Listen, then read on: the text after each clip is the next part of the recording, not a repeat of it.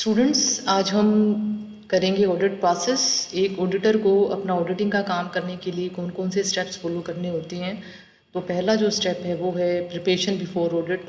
Audit का काम start करने से पहले एक ऑडिटर को किस तरह की तैयारियां करनी होती हैं। फर्स्ट जो स्लाइड है वो आपकी इंट्रोडक्शन के बारे में बताई गई है। In the present day and age before beginning in any task one has to make proper preparations relating to the same.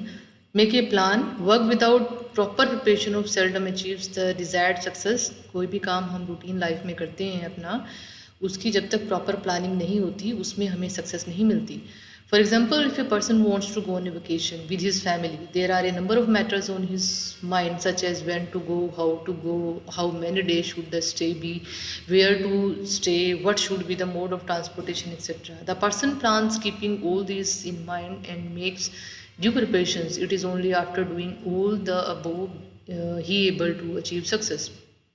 Example इसने दिया है कि मान लो एक पर्सन अपनी फैमिली के साथ वकेशंस पर जाता है, तो उसको बहुत सारी क्वेश्चंस उसके माइंड में होते हैं जिनके आंसर उसके पास होने चाहिए और उसकी तैयारियां उसको करनी होती हैं, जैसे कि कब जाना है, कैसे जाना है, कितने दिन का स्टे होगा और कहाँ पर हम स्टे करेंगे और उसका ट्रांसपोर्टेशन का मोड क्या होगा। जब तक ये सारी तैयारियाँ एक वो पर्सन नहीं करता, एडवांस में प्लानिंग उसकी नहीं करता, तो तब तक उसका जो ट्रिप है वो सक्सेस नहीं हो सकता।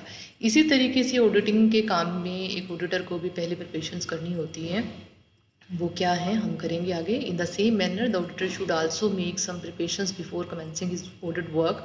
What he is to do depends upon the circumstances in which he was appointed. Before commencing the audit work, the auditor has to clarify certain basic facts. If the auditor has been auditing the accounts of the organization over a number of years, then he becomes aware of number of facts relating to the business. बहुत सारी तैयारियां करनी होती हैं auditor को अपना audit का काम स्टार्ट करने से पहले। तो डिपेंड करता है ऑडिटर की अपॉइंटमेंट किस सर्कमस्टांसिस में हुई है। किसी पर्टिकुलर ऑर्गेनाइजेशन में जिसके अकाउंट्स की ऑडिटिंग वो कई सालों से करता आ रहा है, तो उसको ऑर्गेनाइजेशन के बिजनेस के बहुत सारे फैक्ट्स उसको पता होते हैं। Sometimes in relation to certain facts, the auditor may refer to the file containing previous year audit documents and make preparations for the audit work on that basis. But if he is auditing the accounts of the organization for the first time, then before commencing his work, he has to receive a variety of information from the management. अगर वो पिछले कई सालों से आपके organisation की auditing कर रहा है तो उसको इतनी प्रॉब्लम्स नहीं आती, लेकिन अगर पहली बार आपके ऑर्गेनाइजेशन में आपके अकाउंट्स की ऑडिटिंग के लिए अपॉइंटमेंट की गई है, तो उसको बहुत सारे फैक्ट्स आपके ऑर्गेनाइजेशन के डॉक्यूमेंट्स के बारे में कलेक्ट करनी होती हैं और ऑडिट वर्क के लिए सबसे पहले प्रिपरेशंस करनी होती हैं उसको। और बहुत सारी ऑर्गेनाइजेशन के बारे में इंफॉर्मेशन मैनेजमेंट से कलेक्ट करनी होती है। तो पहला स्टेप है प्रिपरेशन का, वो है आपका कलेक्शन ऑफ इंफॉर्मेशन। एक ऑडिटर को आपकी ऑर्गेनाइजेशन के बारे में कुछ इंफॉर्मेशन कलेक्ट करनी होती हैं। वो क्या क्या है। Scope and nature of the work assigned. Before commencing the audit work, the auditor should determine the scope of the audit, whether only a part of the books of accounts is to be audited or the complete books of accounts are to be audited.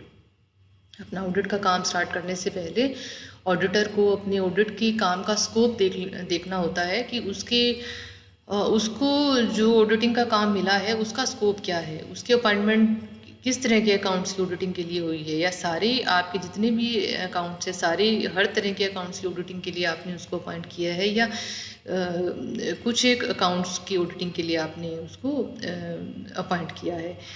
Time period भी आप इसमें mention कर सकते हो कि quarterly आपने आपके organisation के अकाउंट्स की ऑडिटिंग के लिए आपने उसको अपॉइंट किया है, या at the end of the financial year आपने उसको अपॉइंट किया है। The scope of the audit depends upon the contact between the auditor and his appointer in the terms and condition in his appointment later. However, in case of a statutory audit, the scope of the audit is specified by law and it can only be enhanced by the appointer and the auditor and cannot be reduced.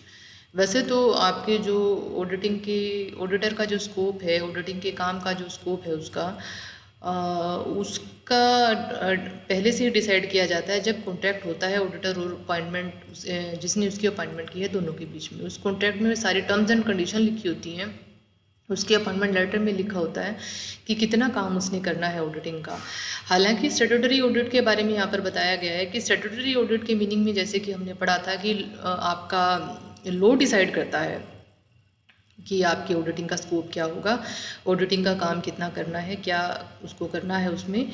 लेकिन जो scope है statutory audit का वो कम नहीं किया जा सकता, बल्कि ऑडिटर और जो आपका अपॉइंटर है जिसने उसको अपॉइंट किया है, दोनों के बीच में अगर कॉन्टैक्ट होता है तो उसको आप बढ़ा सकते हो, उसके काम को बढ़ा सकते हो, उसके स्कोप को बढ़ा सकते हो, लेकिन कम नहीं कर सकते। बट अगर आप उसी को अकाउंटेंट का काम भी ले रहे हो तो उसके लिए वो एडिशनल रेम्युनरेशन की डिमांड कर सकता है। अब बात आती है ऑब्जेक्टिव्स ऑफ ऑडिट। आपकी ऑडिट के ऑब्जेक्टिव्स क्या हैं वो पता होना चाहिए ऑडिटर को। Before commencing the audit, the auditor should find out as to what was the objective of the appointer in getting the books of accounts audited. Such information is very necessary when the audit is being conducted for the first time. If the books are being audited by the same auditor over a number of years, then there is no special need for the auditor to inquire about the objectives every time. आपका auditing का objective क्या है वो पता होना चाहिए auditor को सबसे पहले अपना काम स्टार्ट करने से पहले। बहुत सारे ऑब्जेक्टिव्स हमने पढ़े थे। जो मेन ऑब्जेक्टिव है ऑडिटिंग का वो ये होता है कि आपके अकाउंट्स में जो चीज़ें आपने लिखी हैं वो सही आपकी ऑर्गेनाइजेशन की सही स्थिति शो कर रही हैं, ये दिखाना ऑडिटर का काम होता है, उसका ऑब्जेक्टिव होता है। इसके अलावा भी बहुत सारे ऑब्जेक्टिव्स होते हैं। तो ऑडिटर की किस पर्टिकुलर ऑब्जेक्टिव को लेकर अपॉइंटमेंट की गई है, अगर इंफॉर्मेशन उसको आपने अगर ऑडिटर फर्स्ट टाइम आपके ऑर्गेनाइजेशन की अपॉइंटमेंट आपके ऑर्गेनाइजेशन के अकाउंट्स की ऑडिटिंग कर रहा है तो उसको इस तरह की इंफॉर्मेशन कलेक्ट करने की ज़्यादा ज़रूरत नहीं होती है, लेकिन ज़रूरत होती है। लेकिन अगर आपने उसको काफ़ी साल पहले से अपॉइंटमेंट किया, उसकी अपॉइंटमेंट की हुई है, तो उसको ज़्यादा ज़रूरत नहीं है कि आपके ऑब्जेक्टिव्स के बारे में उसको ज़्यादा बताया जाए। अब बात आती है nature and technical features of business. आपके ऑर्गेनाइजेशन का नेचर क्या है। Before commencing the audit, the auditor should obtain complete knowledge about the nature of business of the organisation and other technical details, goods being traded from home and purchase and sale, attributes of goods, income and expenditure sources, investment policies etcetera.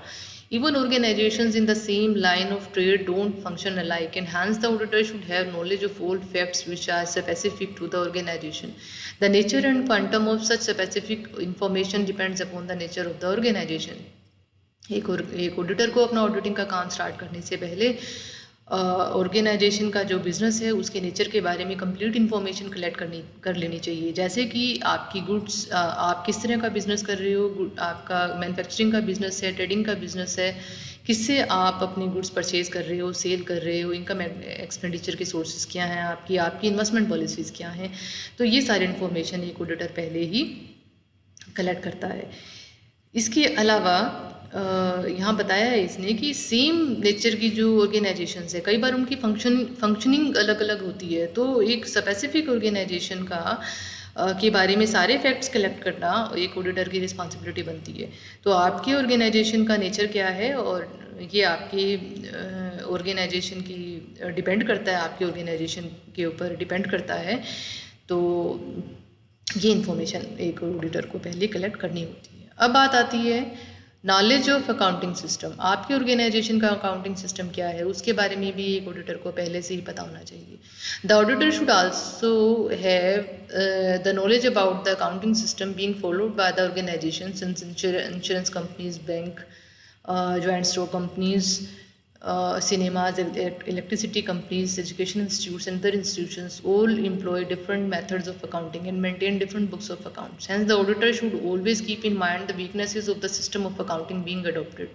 जैसे कि यहाँ पर इसने बताया है कि अगर एक ऑडिटर की अपॉइंटमेंट कंपनीज़ की ऑडिटिंग के अकाउंट्स के लिए हुई है, कंपनीज़ की अकाउंट्स की ऑडिटिंग के लिए हुई है, तो ऑडिटर को ये पता होना चाहिए कि आपकी कंपनी किस तरह की है। इंश्योरेंस कंपनी है, जॉइंट स्टॉक कंपनी है, बैंकिंग कंपनी है, सिनेमा है, या कोई इलेक्ट्रिसिटी कंपनी का आपने करना है ऑडिटिंग, किसी एजुकेशनल इंस्टीट्यूट्स की अकाउंट्स की ऑडिटिंग करनी है, या इससे डिफरेंट किसी इंस्टीट्यूट के अकाउंट्स की ऑडिटिंग करना है। तो जितना भी जो भी आपका ऑर्गेनाइजेशन, जो भी आपकी कंपनी है, जिस भी नेचर की आपकी कंपनी, जिस भी नेचर का आपका बिजनेस है, उसके हिसाब से आपके अकाउंटिंग का मेथड होगा और उसी हिसाब से आप अपने अकाउंट्स की बुक्स ऑफ अकाउंट्स को मेंटेन करते हो। तो सबसे पहले आप उसको पता होना चाहिए ऑडिटर को। और दूसरी बात है यहाँ पर कि एक ऑर्गेनाइजेशन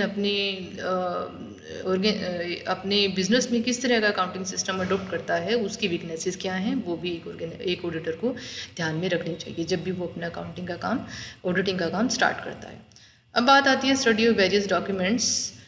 जो आपके ऑर्गेनाइजेशन में अलग अलग तरह के ऑडिट डॉक्यूमेंट्स हैं, उनकी ऑडिटिंग का भी सबसे पहले स्टडी कर लेना चाहिए ऑडिटर को। The auditor should have complete knowledge about any law relating to the organisation whose accounts he is auditing. जिस ऑर्गेनाइजेशन की ऑडिटिंग कर रहा है ऑडिटर, उस ऑर्गेनाइजेशन के अकाउंट्स के बारे में कंप्लीट नॉलेज होना चाहिए ऑडिटर को। He should also study the rules and regulation of the organisation in accordance with which the work of the organisation is carried out. For example, in the case of a company, he should study the partnership deed. By studying such basic regulations, he can become acquainted with the style of functioning of the organization. Hence, the in-depth knowledge and study of all rules and regulations is very necessary for the auditor. Partnership का example इसने लिया है। अगर आप किसी partnership firm के accounts की auditing कर रहे हो, तो आपको पार्टनरशिप डीड पढ़नी होगी उस पार्टनरशिप फर्म की। अगर आप एक कंपनी के अकाउंट्स की ऑडिटिंग कर रहे हो, तो आपको उसके मेमोरेंडम और आर्टिकल्स की स्टडी करनी होगी। तो अगर आप जिस भी ऑर्गेनाइजेशन के अकाउंट्स की ऑडिटिंग कर रहे हो, अगर उसके सारे रूल्स एंड रेगुलेशन आपको पता होंगे, तो आप अपना काम जो है ऑडिटिंग का, वो बड़े अच्छे से आप कर सकते हो। तो एक ऑडिटर के लिए बहुत ज़रूरी है ये कि जिस भी ऑर्गेनाइजेशन की ऑडिटिंग का काम वो कर रहा है, तो उसके रूल्स और रेगुलेशंस की इन डेप्थ नॉलेज उसको होनी चाहिए। List of books of accounts.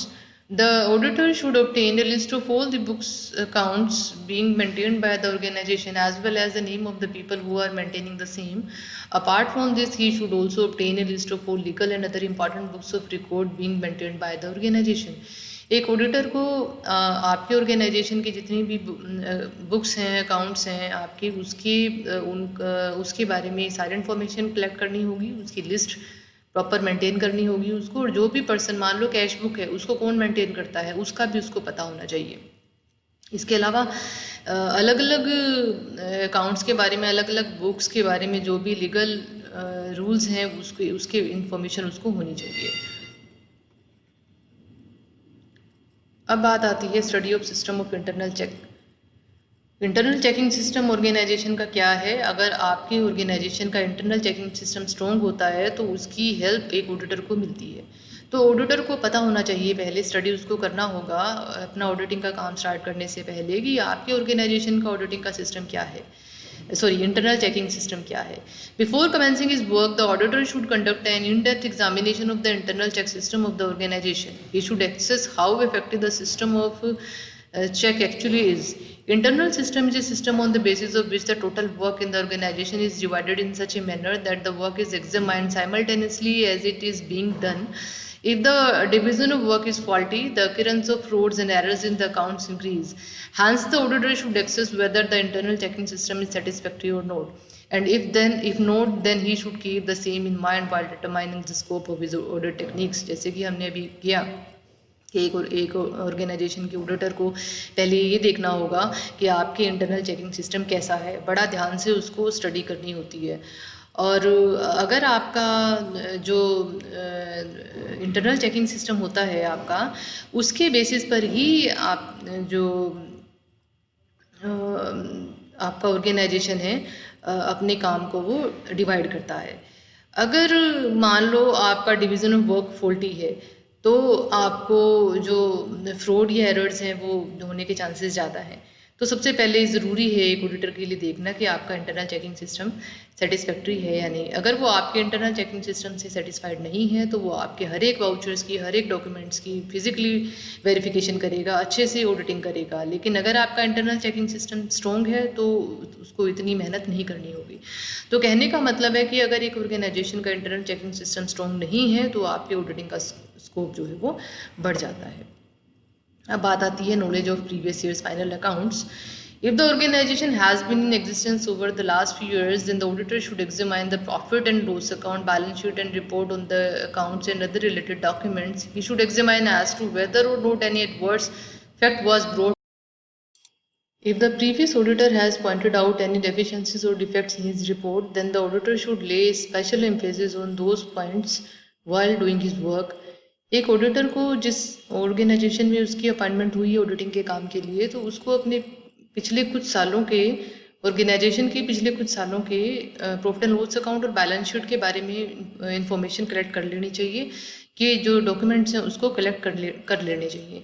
अगर उसको लगता है कि इनका कोई आपकी ऑर्गेनाइजेशन के ऊपर कोई एडवर्स इफेक्ट पड़ रहा है, कोई या डेफिशिएंसी उसकी नॉलेज में आई है, तो उसके ऊपर उसको ज़्यादा ध्यान देना होगा जब वो अपना काम अगला स्टार्ट करेगा ऑडिटिंग का। नेक्स्ट स्टेप है period of audit. The auditor should also point out the period pertaining to which the books of accounts are to be audited. Normally, audit is conducted once in a year. However, in special circumstances, the books pertaining to a much larger or smaller period may be audited. हमें ये देखना होगा कि auditor की appointment कितने time period के books के accounts की ऑडिटिंग के लिए हुई है। क्वार्टरली उसने अकाउंट्स की ऑडिटिंग करनी है, 6 मंथली है, या पूरे साल के अकाउंट्स की ऑडिटिंग करनी है। तो ये उसको पहले देखना होगा अपना काम स्टार्ट करने से पहले। Instructions to employer. After obtaining the above information, the auditor should issue instructions to his appointer in respect of the following matters. The book should be totaled and trial balance and final accounts be prepared. All the vouchers should be arranged serially. List of debtors and creditors be prepared. List of bad and doubtful debts be prepared. List of outstanding expenses prepared. Expenses and accrued incomes be prepared. List of stocks be prepared and their cost also be specified. तो यहाँ पर एक list दी गई हुई है जो कि जब एक ऑडिटर अपना ऑडिटिंग का काम स्टार्ट करता है, जो हमने इन्फॉर्मेशन इससे पहले इस स्टेप से पहले की हैं, वो सारी इन्फॉर्मेशन कलेक्ट करने के बाद ये सारे जो चीज़ें हैं उसको कंप्लीट मिलनी चाहिए। वो कौन कौन सी बातें हैं? पहला है कि सारे जितने भी अकाउंट्स ऑर्गेनाइजेशन में प्रिपेयर किए गए हैं उन सब अकाउंट्स की टोटलिंग होनी चाहिए। Trial balance final accounts prepare होने चाहिए, अप टू डेट होने चाहिए। और जो वाउचर्स हैं उनको आप सीरियली अरेंज करोगे। डेटर्स और क्रेडिटर्स की लिस्ट प्रिपेयर करके दोगे। बैड एंड डाउटफुल डेट्स की लिस्ट प्रिपेयर की जाएगी। आउटस्टैंडिंग एक्सपेंसेस कितने हैं उसकी लिस्ट पूरी प्रिपेयर होनी चाहिए। प्रिपेयर्ड एक्सपेंसेस और एक्रूड इनकम्स की जो लिस्ट है वो प्रिपेयर होनी चाहिए। आपका लिस्ट ऑफ स्टॉक्स भी प्रिपेयर्ड, आपके स्टॉक की जो लिस्ट है वो प्रिपेयर होनी चाहिए। उनकी कॉस्ट क्या है वो स्पेसिफाइड होनी चाहिए। तो ये सारी कौन प्रिपेयर करेगा? ये इंस्ट्रक्शंस दी जाती है ऑर्गेनाइजेशन के एम्प्लॉयज़ को, वो एम्प्लॉयज़ ऑडिटर को प्रिपेयर करके देते हैं। इसके अलावा list of investment to be prepared and their cost also be specified. आपकी इन्वेस्टमेंट की लिस्ट प्रिपेयर होनी चाहिए, उनकी कॉस्ट क्या है, इन्वेस्टमेंट की कॉस्ट क्या है वो भी प्रिपेयर होनी चाहिए, पहले उसकी लिस्ट प्रिपेयर होनी चाहिए। List of vouchers relating to the transactions and goods return by various branches, agents and other related organisations भी प्रिपेयर्ड। जितने भी आपके गुड्स परचेज से रिलेटेड जितने भी वाउचर्स हैं उनकी वाउचर्स की एक लिस्ट होनी चाहिए, प्रिपेयर होनी चाहिए। और जो गुड्स रिटर्न की गई हैं, कहाँ से आपने उसको रिटर्न किया, किसने आपको रिटर्न किया है, किस ब्रांच ने रिटर्न किया है, किस एजेंट ने रिटर्न किया है, आपको उसकी लिस्ट प्रिपेयर होनी चाहिए।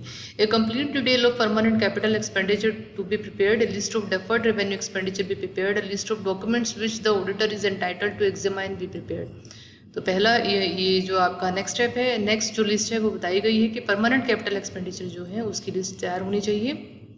डेफर्ड रेवेन्यू एक्सपेंडिचर की लिस्ट तैयार होनी चाहिए। इसके अलावा आपके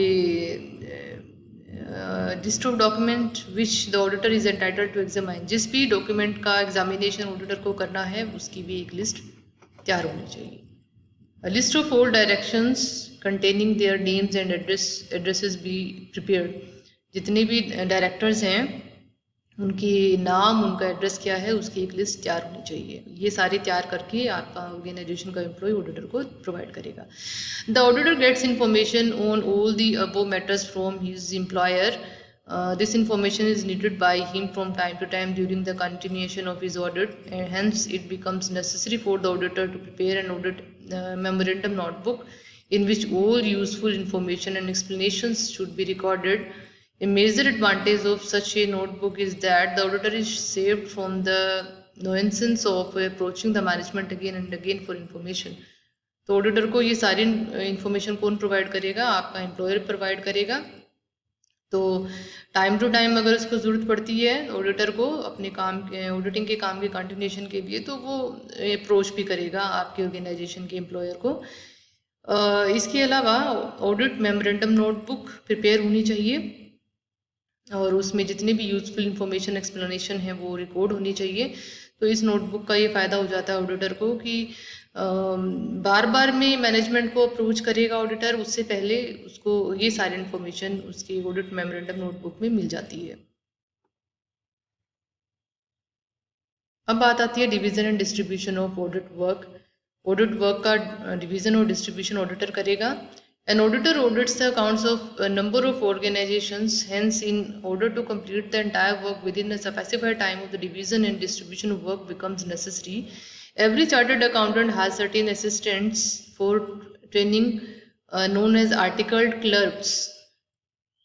Among these assistants, those who are experienced are known as seniors, and those who are not so adept and experienced are known as juniors. It is only through the distribution of work between the senior and junior assistants that the completion of work become possible. The junior clerks have to work under the guidance of seniors. क्योंकि एक auditor के पास कई सारे organisations की auditing का काम होता है, तो अपना काम वो टाइम पे पूरा कर सके, तो उसके लिए ज़रूरी है कि वो अपने काम का डिवीज़न और डिस्ट्रीब्यूशन करे। और हर एक चार्टर्ड अकाउंटेंट के पास कुछ असिस्टेंट्स होते हैं ट्रेनिंग के पॉइंट ऑफ व्यू से, उनको आप आर्टिकल्ड क्लर्क्स कहते हो। जो एक्सपीरियंस्ड है इनमें से उनको सीनियर्स कहा जाता है, और जिनको बिल्कुल भी एक्सपीरियंस नहीं है उनको जूनियर कहा जाता है। तो एक ऑडिटर उनके एक्सपीरियंस के अकॉर्डिंग उस काम को डिस्ट्रीब्यूट करता है, वर्क एलोकेशन करता है सीनियर और जूनियर असिस्टेंट्स के बीच में, ताकि वो काम जो ऑडिटिंग का जो काम है वो टाइम पे ख़त्म हो सके। और जो ये जूनियर क्लर्क्स हैं वो senior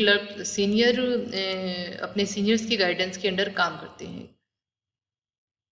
There are no universal principles of division of work, and it depends upon the needs of the particular audit. Normally, matching of vouchers with the subsidiary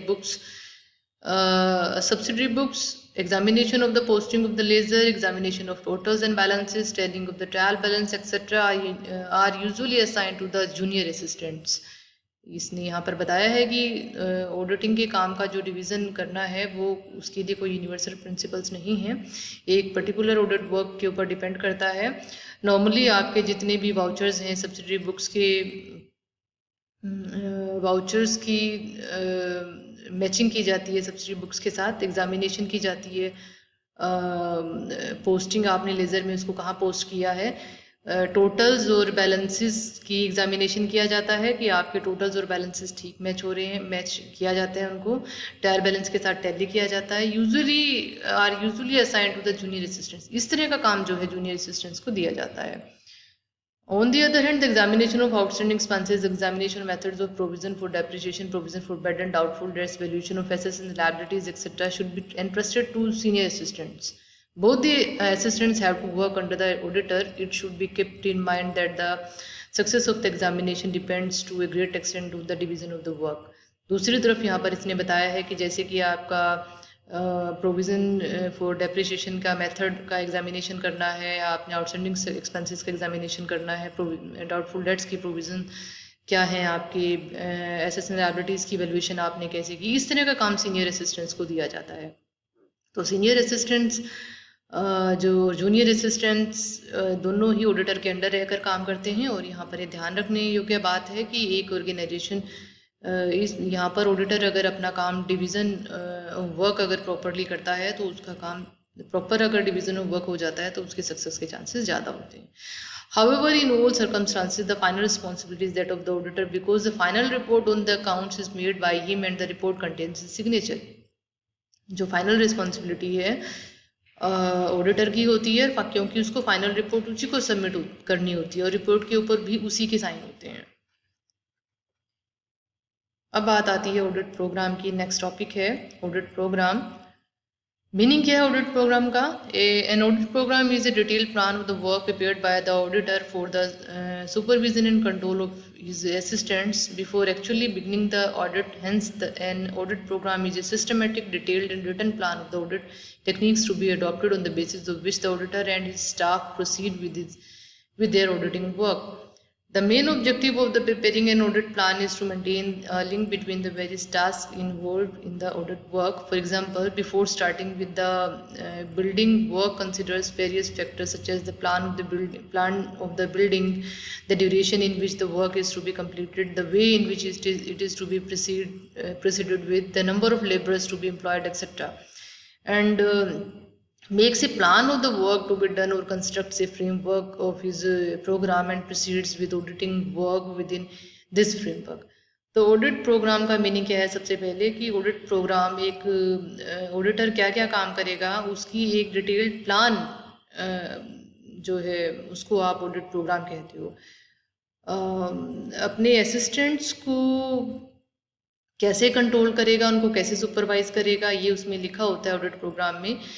ये बेसिकली जब आपका ऑडिटिंग का काम start होता है उससे पहले का ये काम है, आपको प्रॉपर प्लानिंग की जाती है, एक सिस्टमेटिकली एक प्लानिंग की जाती है, ऑडिट प्रोग्राम बनाया जाता है पूरा। और एक प्लान रिटन में होता है जिसमें ऑडिटिंग टेक्निक्स भी लिखी होती हैं कि आप जो एक ऑडिटर जब अपना ऑडिटिंग का काम करेगा तो किस तरह की जो टेक्निक्स है उसको अडॉप्ट करेगा। और उसके स्टाफ को आपने ऑडिटर ने अपने स्टाफ में किस तरह काम को एलोकेट किया है वो सारा लिखा होगा इसके अंदर। जो मेन ऑब्जेक्टिव है आपके ऑडिट प्रोग्राम को प्रिपेयर करने का वो यही है कि आपका जो ऑडिट वर्क है वो प्रॉपर एलोकेट हो सके, एक लिंक बना हो आपके प्लान्स के बीच में और आपके ऑडिट वर्क के बीच में। जैसे एग्जांपल इसने दिया है कि आप जैसे कि आप एक बिल्डिंग प्रिपेयर करते हो, बिल्डिंग प्रिपेयर करने से पहले बहुत सारी चीज़ों का प्लान पहले किया जाता है, जैसे कि आपने जो बिल्डिंग है वो कितने दिनों में प्रिपेयर करके देनी है, आपका नंबर ऑफ़ लेबर्स कितने होंगे, आपने जो काम आपने करना है, बिल्डिंग प्रिपेयर करनी है कंस्ट्रक्शन के लिए, पूरा प्लान पहले से ही तैयार होता है। तो इसी तरीके से ऑडिटिंग का काम स्टार्ट होने से पहले पूरी उसकी प्लानिंग होती है, रिटर्न में होती है, तो उसको आप कहते हैं ऑडिट प्रोग्राम। डेफिनेशन है ऑडिट प्रोग्राम की, according to Howard Setter, an audit programme is an outline of all procedures to be followed in order to arrive at an option concerning the clients financial statements.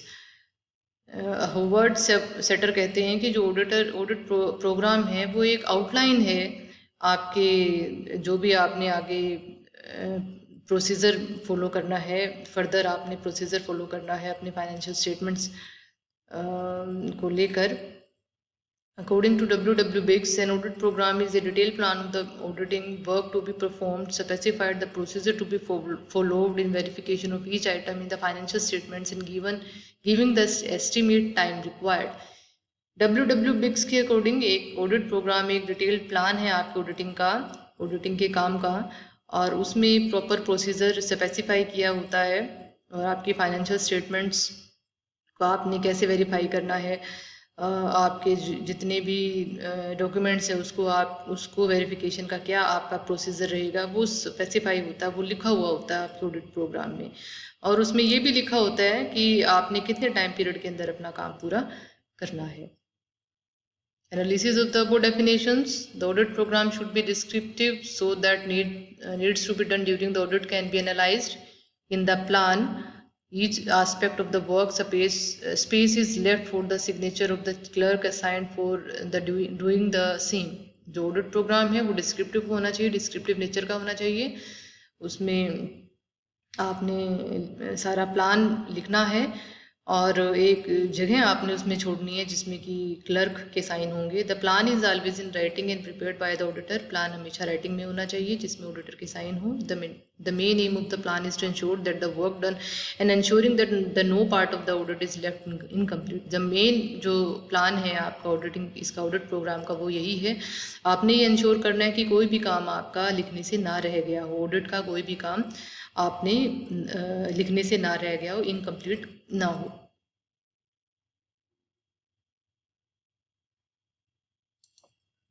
In case any employee leaves during the audit, then assigning the same work to the person replacing him. अगर auditing के काम के दौरान कोई employ अगर आपके काम को छोड़कर जाता है तो उसकी जगह आप दूसरे को रिप्लेस कर सकते हो। Removing the possibility of any work being left out, किसी के काम छोड़ने की पॉसिबिलिटी सबसे कम होनी चाहिए। Firing the responsibility of employees, employees की जो रिस्पॉन्सिबिलिटीज़ है उसको आपने फिक्स करना।